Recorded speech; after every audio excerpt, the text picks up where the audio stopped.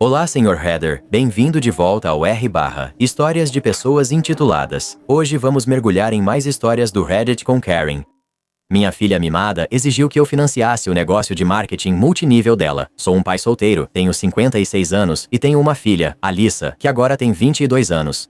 A mãe dela faleceu de câncer quando Alyssa tinha apenas 15 anos. Esse momento dividiu nossas vidas ao meio, antes de termos um lar que finalmente parecia estável depois. Parecia que o mundo tinha virado de cabeça para baixo e tentávamos entender tudo. Alyssa nunca foi má, mas após a morte da mãe, seu comportamento mudou. Ela ficou mais irritada, mais distante e mais exigente. Eu dizia para mim mesmo que era o luto. Dei espaço para ela, mais liberdade, mais compreensão do que talvez eu devesse. Eu achava. Deixe ela respirar, deixe ela processar isso, do jeito que precisar. Mas com o tempo, não melhorou. O sentimento de direito foi surgindo aos poucos. Ela parou de pedir e começou a esperar. O tom dela mudou. Ela se acostumou comigo resolvendo tudo. Após o ensino médio, ela cursou faculdade por 1 ano e largou sem avisar, dizendo que não era para ela. Não insisti com ela, mesmo tendo pago o semestre. Ela voltou e se mudou para o quarto antigo, como se nada tivesse acontecido. Eu não cobrei aluguel dela, paguei pelo carro, pelo telefone, pelo seguro, pela comida dela. Eu ficava pensando que ela ia se acertar, que talvez só estivesse demorando um pouco mais para encontrar o caminho dela. Ela arrumou um emprego de meio período no comércio por alguns meses, mas um dia chegou em casa e disse que tinha pedido demissão. Disse que não foi feita para trabalhar para os outros, que queria ser sua própria chefe. No outono passado, as coisas realmente começaram a sair do controle.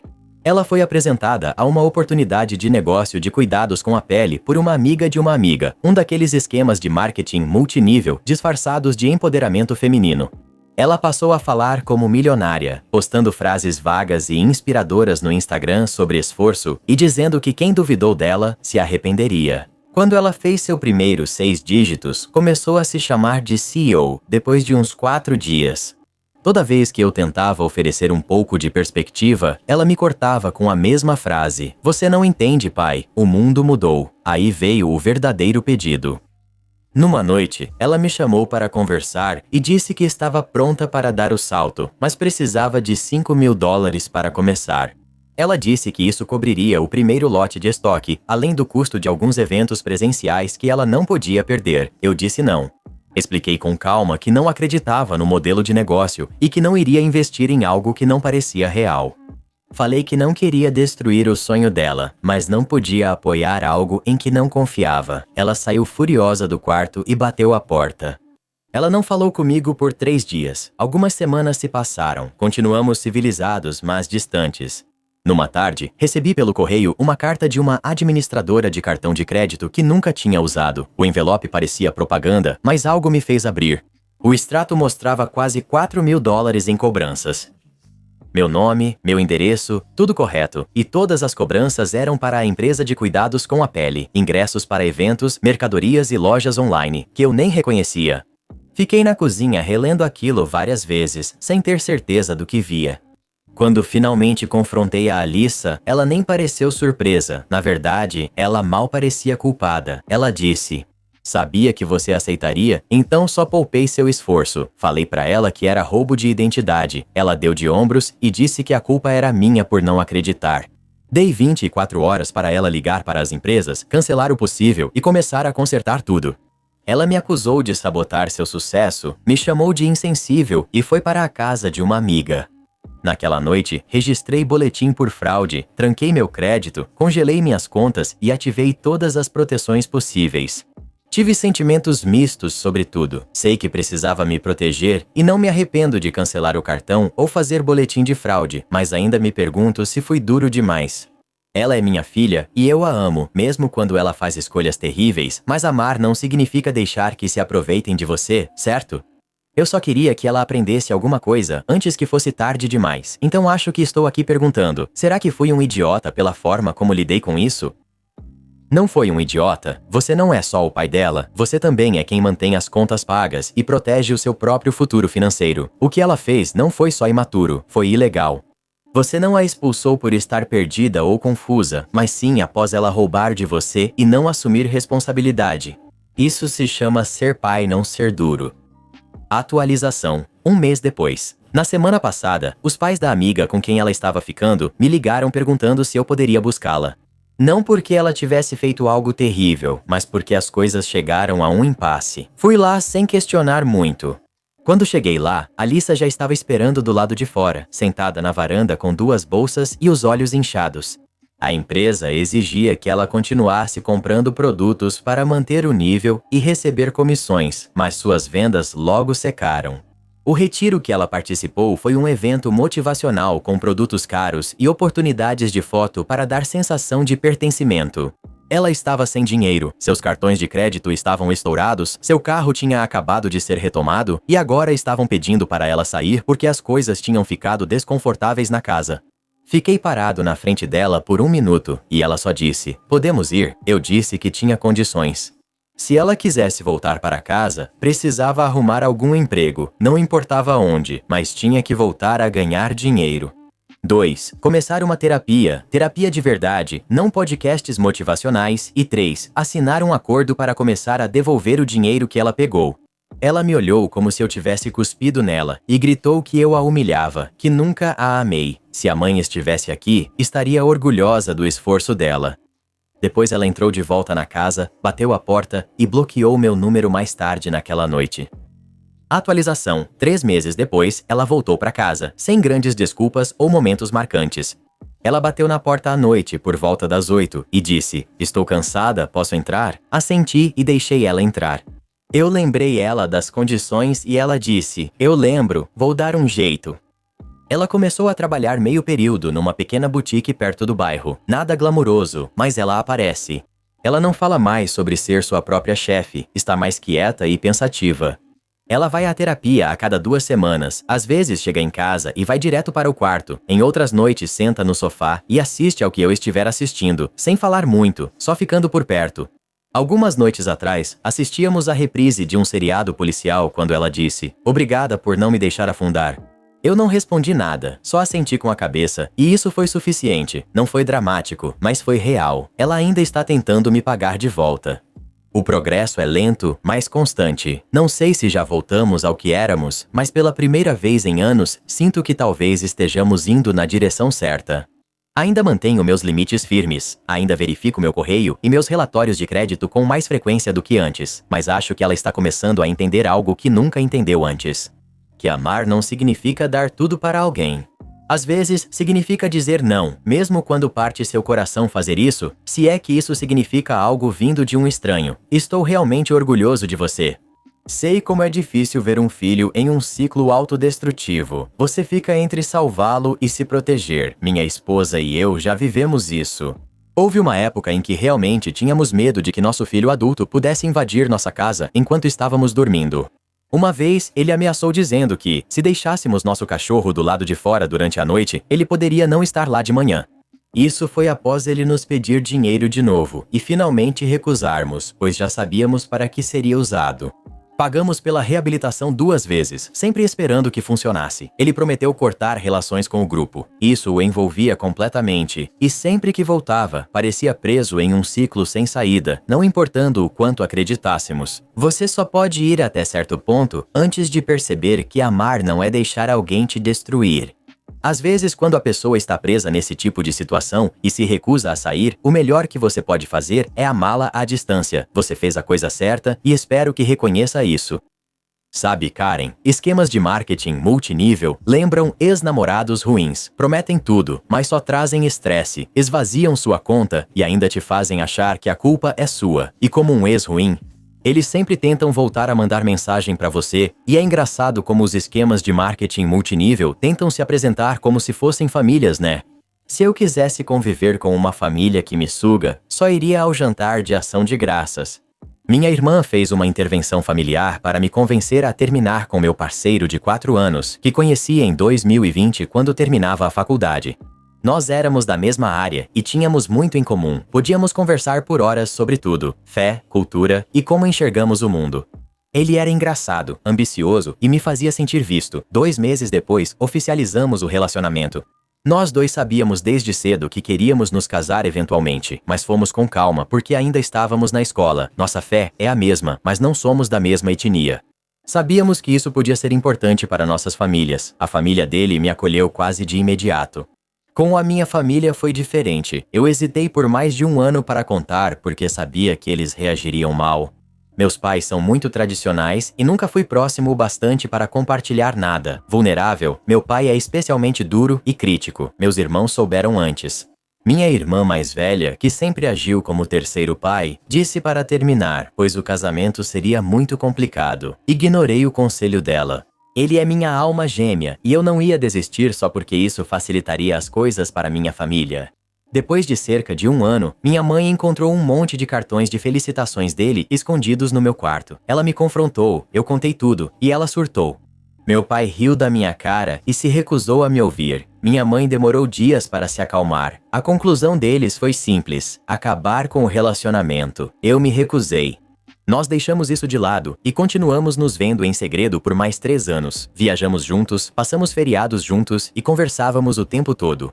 Meus pais continuaram quase no escuro, só discutindo ocasionalmente quando o tema surgia. Nessa época, já íamos ficar noivos. Eu só queria a bênção do meu pai, mas ele nunca daria. Minha mãe acabou cedendo e disse que me apoiaria se eu o escolhesse. Mas meu pai e eu não conversávamos direito há anos. No final de 2024, minha irmã de repente interveio. Ela pediu para conhecer meu parceiro e ficamos esperançosos.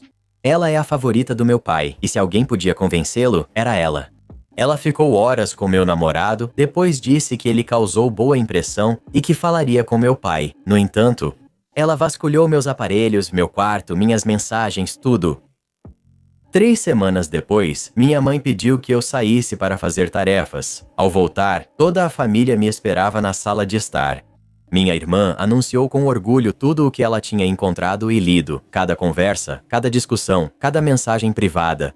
Disseram que meu namorado era manipulador, que eu era vítima e estava sendo controlado. 6 contra 1, não consegui falar nada. Fui humilhado por horas.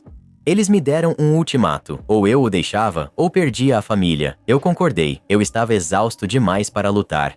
Minha irmã pegou meu celular, bloqueou e enviou mensagem dizendo que terminamos, até ameaçando pedir ordem de restrição se ele se aproximasse. Fiquei entorpecido. Eles foram gentis comigo depois porque eu finalmente era o filho obediente que eles queriam. Não podia ter conversas privadas e eles pediam meu celular aleatoriamente para garantir que eu não tinha contato com ele. 3 dias depois, eu cedi. Procurei ele em segredo. Contei tudo. Ele ficou magoado, mas permaneceu. Ele disse que iria me esperar e me ajudar a sair disso. Por semanas, eu ainda estava anestesiado. Depois veio a raiva. Eu estava com raiva da minha irmã por me trair, do meu pai por ser cruel e de toda a família por invadir minha privacidade e me fazer sentir um criminoso. Disse à minha mãe que nunca os perdoaria por isso. Ela respondeu para eu me casar com ele mesmo assim, aceitar as consequências e garantiu que ficaria ao meu lado. Enviei uma carta ao meu pai pedindo desculpas por esconder coisas e explicando meus sentimentos. Pedi apoio, mas ele não respondeu. Ele enviou a mensagem para minha irmã, que passou a me ligar sem parar, me chamando de manipulador e me rebaixando. Meu pai entrou no meu quarto gritando, ameaçou deixar minha mãe e acabar com a família se eu escolhesse meu parceiro. Nunca me senti tão destruído ou sozinho. Sua irmã parece tóxica. Ela ultrapassou um limite que não pode ser desfeito. Ela está ativamente tentando destruir sua família. Corte contato. Vasculhar seus dispositivos e expor suas mensagens privadas para a família é extremamente controlador. Isso foi uma traição da confiança. Não te ajudava, apenas te humilhava para forçar obediência. Sinto muito que tenha passado por isso. Se você puder, comece a planejar sair dessa casa. Mesmo só de saber que tem um plano de saída pode tornar mais fácil lidar com eles. Enquanto isso, é de partir o coração ler isso. Te trataram como criança, não como adulta capaz de decidir, e usaram suas conversas privadas contra você de forma cruel. Você não deve obediência cega a eles só porque são sua família. Espero que você receba apoio de amigos, terapeuta ou alguém fora daquela casa que te lembre que não está louca por querer sua própria vida. Atualização. Oi pessoal, desculpem a demora. Não esperava que meu primeiro post tivesse tanta atenção. Agora vejo como eu estava destruído. Em janeiro, escrevi aquilo buscando simpatia, mas os comentários duros eram o que eu precisava. Vocês estavam certos. O que minha família fez foi errado, mas eu também errei por não ter me defendido antes. Ainda estou em contato com meu parceiro. O bloqueio durou 3 dias antes de eu ceder e procurá-lo. Contei tudo para ele. Ouvi muitos "eu te avisei", mas mesmo assim ele ficou. Dou crédito a ele por aguentar tudo isso comigo, porque eu realmente cedi à pressão. Fui criado a vida toda para acreditar que minha obediência me traria amor, mas nada do que eu faça será suficiente. Para o meu pai, a terapia tem ajudado muito. Parei de questionar por que meu pai disse que eu merecia ser machucado ou por que minha irmã me traiu. Nunca haverá uma resposta suficiente. Deixei de buscar a aprovação deles e de esperar compreensão. Foco em ser independente. Ainda moro em casa, mas mantenho tudo civilizado e distante. Não falo com meu pai, nem com minha irmã. Sou educado com minha mãe, mas não confio mais nela porque ela sempre vai ficar do lado do meu pai. Tenho mais 2 anos de escola e não posso largar nem recomeçar em outro lugar. Estou economizando e me preparando em silêncio para sair quando puder. Pode levar tempo, mas estou determinado a sair. Por que não pode casar com seu namorado e terminar a escola? Você já é adulto e sua família sempre interfere nas suas decisões se você deixar. Você não deve manter essas pessoas na sua vida após tudo o que fizeram. Não deve mais anos de obediência a elas. Se casar te trouxer estabilidade e liberdade, considere isso agora em vez de adiar. Imagino que seus pais paguem seus estudos, mas se não, o controle deles é ainda mais absurdo. Eles não te sustentam financeiramente, mas acham que têm posse por você morar na casa deles. Mesmo assim, é um comportamento ruim. Eles usam o acesso e a proximidade para te controlar, não a autoridade real. Conseguir um bico, dividir quarto ou ficar um tempo na casa de um amigo pode valer a pena só pelo espaço. Quanto mais tempo você ficar, mais vão considerar esse controle normal. O único conselho que eu tenho é, não faça isso só por causa de um homem, faça por você mesmo. Seu objetivo principal tem que ser a autossuficiência. Você precisa saber que pode se sustentar, tomar decisões por si mesmo e se manter de pé, sem medo de retaliação. Isso não é só para o seu relacionamento, é para a sua saúde mental. Ao conquistar sua independência agora, você encontrará seu parceiro como igual, não sob controle dos pais. Não é sobre terminar o relacionamento, mas sim alcançar um ponto em que sua felicidade não dependa da aprovação de ninguém, nem do seu pai, irmã ou namorado. Tá, aquilo não foi uma intervenção, foi uma emboscada da família inteira, né? A irmã dela vasculhou o quarto, o celular, provavelmente até os e-mails, tipo o FBI da família. Só espero que ela faça as malas e vá embora logo. A liberdade vai ser muito melhor do que essa vigilância familiar. Será que eu sou o idiota por não cumprir o último desejo da minha esposa? Há 6 anos, perdi minha esposa após o que deveria ser uma doença comum. Ela foi internada com pneumonia e mesmo precisando de oxigênio, tudo indicava recuperação completa. Na noite antes de falecer, ela estava brincando do nada. Ela olhou para mim e disse, "Se eu morrer, você não está autorizado a namorar." Eu ri. Achei que ela estava brincando. Nossas 2 filhas estavam no quarto com 14 e 12 anos e elas também riram. Eu até prometi que não iria, porque naquele momento parecia uma coisa boba de se dizer. Ela deveria melhorar até o meio-dia, mas no dia seguinte, ela se foi. Meu mundo desabou naquele dia. Em um momento eu era marido, no seguinte eu era viúvo com 2 meninas olhando para mim como se eu tivesse todas as respostas. Eu me dediquei totalmente a criá-las. Eu trabalhava, cozinhava, limpava e levava elas para a escola, bailes e treinos, buscando dar estabilidade, mesmo quando eu não sentia nenhuma. Meu mundo passou a ser sobre minhas filhas. Agora elas cresceram. Minha caçula acabou de ir para a faculdade em agosto e minha mais velha está no último ano pela primeira vez em 6 anos. Minha casa está silenciosa, silenciosa demais. Só percebi quanto de mim enterrei para seguir em frente quando o silêncio me atingiu. Alguns anos atrás, entrei em grupos de apoio para cônjuges viúvos. No começo, era só para encontrar pessoas que entendessem. No início deste ano, conheci uma mulher que perdeu o marido na mesma época em que perdi minha esposa. Não buscava romance, começamos a conversar e tudo fluiu. Em março, começamos a nos encontrar para tomar um café. Em julho, saímos para o nosso primeiro encontro. Desde então, saímos juntos apenas algumas vezes e mantivemos tudo bem discreto. Outro dia, jantamos em um restaurante sem pensar muito. A garçonete era uma das amigas da minha filha mais velha do ensino médio. Eu não percebi o quão rápido a notícia se espalharia, mas, como era de se esperar, naquela noite minha filha me ligou. Ela não estava calma. Ela gritava comigo, acusando-me de trair e desrespeitar o túmulo da mãe dela, e lembrou da promessa feita no hospital naquela noite. Para ela, não era uma brincadeira, ela levou aquilo ao pé da letra. Eu tive que desligar, eu estava furioso e de coração partido ao mesmo tempo. Disse a ela que ligaria de manhã, após pensar, mas passei a noite ouvindo suas palavras na cabeça. Eu estava traindo minha esposa, minhas filhas. Tenho 45 anos, não quero passar o resto da minha vida sozinho, mas também não quero destruir meu relacionamento com minhas filhas. O mais incrível foi que a irmã da minha esposa me mandou mensagem após tudo. Ela afirmou que o pedido da minha esposa era injusto e que ninguém da família dela me julgaria se eu seguisse em frente. Ela até disse que falaria com minha filha por mim. Eu já não sei mais qual é a resposta certa. Estou errado por não honrar o pedido dela? Sou egoísta por querer companhia depois de 6 longos anos? Atualização. Liguei para minha filha no dia seguinte e perguntei se podia levá-la para tomar café no campus, que fica a 1 hora daqui. Ela aceitou, mas não estava muito animada. Quando cheguei, ela já estava mais calma, pois minha cunhada conversara com ela na noite anterior.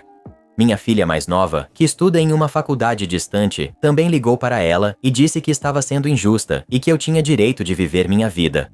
As duas falaram com ela no café da manhã, com panquecas e café. Falei o quanto amava sua mãe e que nada nem ninguém a substituiria.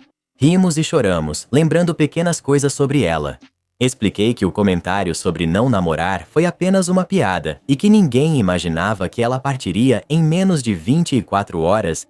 Falei para minha filha que não estava me precipitando e que qualquer pessoa que eu namorasse precisaria se dar bem com ela e a irmã, senão não funcionaria. Ela admitiu que ainda estava chateada, mas reconheceu que não era justo esperar que eu ficasse sozinho para sempre. Pediu desculpas pelo seu comportamento. Sugeri fazermos terapia juntos quando ela voltar nas férias de inverno. Por enquanto, ela quer focar nos estudos, mas prometeu pensar no assunto.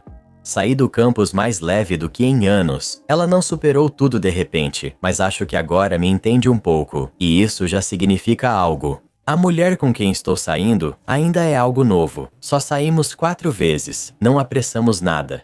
Mas pela primeira vez em 6 anos, sinto uma faísca de algo que não é só tristeza ou responsabilidade. Sinto que talvez a vida não tenha acabado para mim. Não sei onde isso vai dar, mas tenho certeza de que nunca deixarei de amar minha esposa, nem de estar presente para minhas filhas. Agradeço todas as respostas e conselhos de todos. Uau, sua filha tem razão em se sentir magoada, mas o pedido da sua esposa não era realista. Ela provavelmente falou brincando, sem imaginar que faleceria no dia seguinte. Você se dedicou aos seus filhos por 6 anos e agora está começando a avançar. Isso não é traição, é uma terapia de sobrevivência. Juntos é uma ótima ideia. Assim ela pode ver que você não está substituindo a mãe dela, só está tentando não ficar sozinho para sempre. Tenho muita compaixão pelo OP, mas entendo. A filha dele ficou presa na idade que tinha quando a mãe morreu, provavelmente 14 ou 15 anos. Nenhuma idade é fácil, mas isso deve ter sido brutal. Ela não está sendo mimada, ela está em luto, e cada lembrança de que o pai está namorando é mais um lembrete de que a mãe se foi. Mas o OP merece encontrar um novo normal. Eu não gosto da expressão seguir em frente, porque o luto e o amor não são lineares. Avançar parece mais correto. Esse coitado dedicou 6 anos aos filhos e agora nem pode sair para jantar com alguém. Não é trair a mãe, é só viver a vida. Ainda bem que a filha entendeu, né? Terapia e honestidade sempre vencem a culpa. Meu namorado pediu US$ 1.500 para comprar uma fantasia de Halloween. Eu tenho 22 anos, sou mulher, e meu namorado, homem, tem 26. Estamos juntos há 4 anos. Recentemente, ele me pediu um empréstimo pessoal no meu nome para comprar uma fantasia de Halloween. Estou me sentindo um pouco insegura sobre o quanto devo ficar chateada, ou se devo mesmo ficar chateada com isso. Para explicar a situação dele, atualmente ele tem cerca de $1.000 em dívidas, não tem emprego e vive de pagamentos do governo, atualmente. Quando ele pediu, fiquei bem chateada, pois no último ano, a situação financeira dele piorou e agora sou eu quem paga suas compras e itens essenciais. E sem ajuda, ele não tem nem o básico, como papel higiênico ou sabão, muito menos comida, e só consegue pagar o aluguel, no momento. Quando ele me pediu o empréstimo, queria cerca de $100 e que eu abrisse um empréstimo pessoal, pois nenhum credor lhe daria mais dinheiro do que já deve. Não sei por que senti que era meu limite, mas chorei e disse a ele que estava sendo infantil ao pedir dinheiro para algo tão idiota. Não falei com ele desde então. Ele me pediu dinheiro mesmo, já dependendo de mim para as compras e estando tão endividado. Compra videogames e bonecos de ação, e nem sei o que dizer. O motivo pelo qual ele quer tanto esse empréstimo de mim é para comprar mais dessas coisas supérfluas que fizeram ele se endividar em primeiro lugar. Uma fantasia de Halloween feita sob medida parece algo absurdo de querer comprar, na situação em que ele está agora. Ele não vê isso como problema, pois, segundo ele, não é muito dinheiro para você. Gostaria apenas de um conselho sobre como ajudá-lo a entender. Mesmo tentando explicar o peso disso, ele ainda depende de mim para suprir suas necessidades básicas. Sinto que minha abordagem não funciona. Agradeço conselhos sobre passos ou abordagens que posso adotar. Em relação a conversar com ele e tentar resolver esse problema no nosso relacionamento atualmente, diga a ele que não é muito dinheiro para você, porque você nunca, em 1 milhão de anos, sequer cogitaria algo tão tolo quanto fazer um empréstimo de 4 dígitos para um feriado que ainda está a meses de distância e que pode ser comemorado tão bem quanto, ou até melhor, com um lençol velho e um par de tesouras. Diga a ele não, ou simplesmente ria enquanto se afasta. Espero que seja definitivo, porque não entendo por que você tenta se convencer. Só faria sentido se quisesse viver endividado. Atender a todos os caprichos de um crianção mimado de 5 anos. Acho que estou tentando racionalizar por que meu namorado investiu cerca de $700 na fantasia e anda estressado. E fica falando comigo e mostrando fotos da fantasia que quer. Chorou comigo ao telefone dizendo que sempre quis usar essa fantasia desde criança e destacou o quanto ela era transformadora para ele. E então ele me disse, eu ficaria feliz em passar fome por semanas se isso significasse que eu poderia ter essa fantasia, o que eu realmente não quero que ele precise fazer. Ele não investiu $100, ele gastou $700 que ele não tem. Esse é um comportamento extremamente preocupante. Se ele ficar semanas com fome por essa fantasia, merece um prêmio Darwin, porque ainda namora esse idiota, OP. É uma fantasia do Homem-Aranha com teias rasgadas e é fiel ao traje do Homem-Aranha dos filmes O Espetacular Homem-Aranha. Vamos lá, tenha um pouco de respeito por você mesma. Esse cara já é um palhaço, não precisa de nenhuma atualização de fantasia. Eu sei que pareço um completo idiota. Acho que namorar meu namorado desde o ensino médio me deixou muito apegado. Eu realmente dependia dele para esclarecer as coisas e não saberia o que fazer sem ele. Era uma fantasia do Homem-Aranha e não dei o dinheiro para ele. Falei com ele e tentou justificar dizendo que o primo o obrigou a pedir o dinheiro, mas não acreditei. Terminei o relacionamento desde então. Os comentários de vocês me fizeram perceber que preciso reconsiderar meus critérios, pois tenho um padrão muito baixo para quem namoro. Acho que o motivo de eu ter tolerado esse homem por tanto tempo foi porque senti pena dele pela situação em que ele está. Ele vive de pagamentos de auxílio do governo por invalidez. E acho que, à medida que nosso relacionamento foi avançando, eu lentamente fui me tornando o cuidador dele. Após a mudança da família e sem ninguém para levá-lo às consultas após o lockdown, o cuidador pediu demissão e ele ficou sem ajuda nas tarefas diárias.